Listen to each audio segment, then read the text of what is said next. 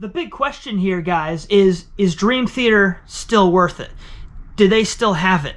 Does Mike Portnoy coming back matter? Are they better than they were with Mangini? Where does this album fit? Is it good? Is it bad? Let's find out right now. First impressions, I haven't heard this before. I'm going in blank. I'm going to listen. I'm going to give you my first impressions. Here we go. This song is atmospheric, to say the least. The first minute or so, it doesn't even really sound like Dream Theater, which I really like. I like when they can reinvent themselves a little bit.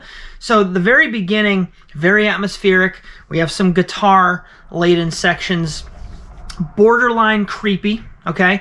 And then we get these hits that come in, and it's very intense. It's almost Meshuggah style intense. Very heavy, very dissonant. There's also the ringing of an alarm clock in the background that comes in with the hits, adding to the intensity of it. Very cool stuff.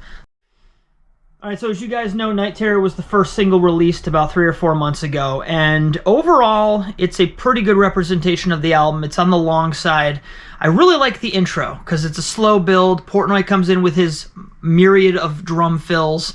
He even hits that little ice bell at a certain point before the band comes in. And then it's got that classic, early part of the album, heavy banger in the style of, a Train of Thought or even Black Clouds and Silver Linings.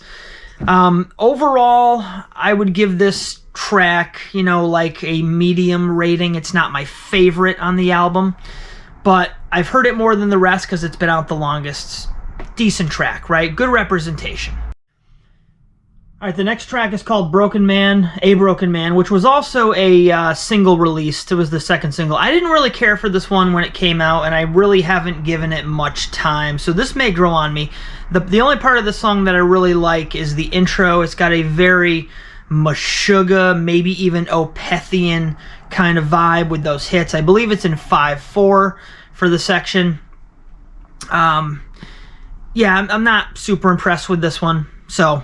The next song is Dead Asleep, which is also a very long track. Starts out kind of chill and then breaks out in full Dream Theater mode. It's got very Train of Thought vibes. Lots of that from Portnoy, which might be overused on this album. That whole quad, double bass, kind of flammy type thing that he does, which I love. I do it myself, but I don't know, it seems a little bit overused on this track, so that one might be a con on this one.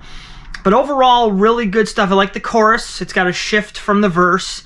And then John Petrucci goes into this long, elaborate solo type thing. And so Dead Asleep, the song title Dead Asleep, it sounds very not like Dream Theater. Dream Theater doesn't really talk about death that much.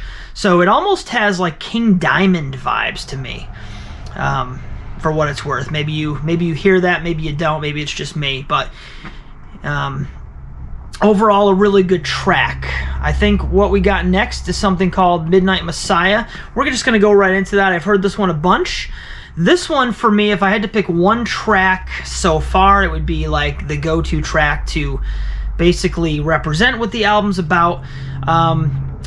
The title is very Judas Priest, 80s metal kind of vibe, Midnight Messiah, I don't know. The chorus is a little bit monotonous after a while, but instrumentally, the drums, the guitars, that intro riff that Petrucci does, it is a really, really tight song. And it sums up this album for me, and I think it's definitely pulling from the Train of Thought era, so that's good stuff. All right, the song Are We Dreaming comes right after the onslaught of Midnight Messiah. This song brings in a welcome break, a welcome change. I don't think the song is very long, less than 2 minutes, and it's very chill. It almost has church organ hymnal type piano vibes for this, with some light guitar work. There's a little bit of female vocal whispers in the background. Obviously it's playing into the theme of Parasomnia, where every song has to do with some sort of sleep-related type situation. Part of being a great band like Dream Theater is making albums that the songs can be listened to as individuals, but as a whole, they oftentimes will tell a story from beginning to end. So this comes in like perfect timing. It gives you a little bit of a breather. It's very relaxing. I could see listening to this on loop for 20 minutes and taking a little power nap. Very chill. So, Are We Dreaming? I'm definitely liking that. All right. Bend the Clock is, first of all, what a really cool title. That's quite an image you get when you hear that phrase, bend the clock. This is kind of a mixed bag for me. I just listened to it in full for the first time. Mixed bag in the sense that there's part of the song that reminds me of something over here, and then over here it's a completely different part. There are two monumental John Petrucci solo sections in the song. I also really like the main riff, but there's part of the song at the beginning that's very like soft, and James LaBrie is very like falsetto vocals, and it reminds me of like This Is the Life off of Dramatic Turn of Events, or Out of Reach off of Distance Over Time, and there's nothing wrong with that, but at first I was like, this again, but then it redeems itself with those solo sections, and I've got goosebumps just thinking about it. So Bend the Clock is definitely worth your time. Get it? We got one more. All right, the final track on the album is called The Shadow Man Incident, and it is the epic of the album, as most Dream Theater albums have some sort of epic in them. It's more than 15 minutes long, and I gotta be honest with you guys, I just listened to it for the first time ever, not 3 seconds ago, and it's a lot to absorb. My first impressions are, it's a lot of music, and I'm not really sure how I'm gonna ultimately feel about it. The one thing that stood out to me was the breakdown solo section. There was a lot of really cool drumming and a lot of really cool Jordan Rudess piano playing that definitely exceeds the boundaries of what Dream Theater normally does. They were definitely pushing it. It almost had like a ragtime, slightly jazzy vibe to it. Very different. So the breakdown section wins for me.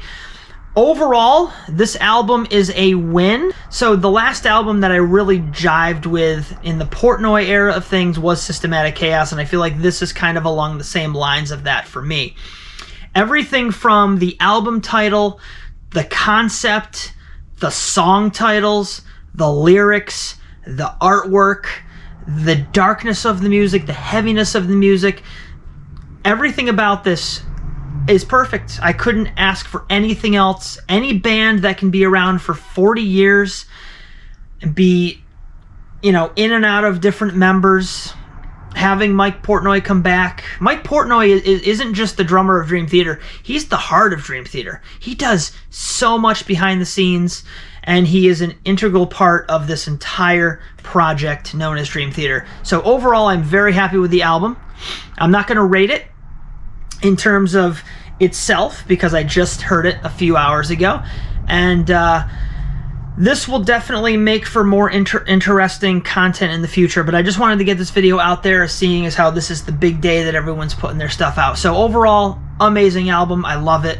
Thank you all for watching. If you're here still to this very moment, please let me know in the comments below that you're still here, and hit like on the way out. I appreciate you, and I'll see you next time.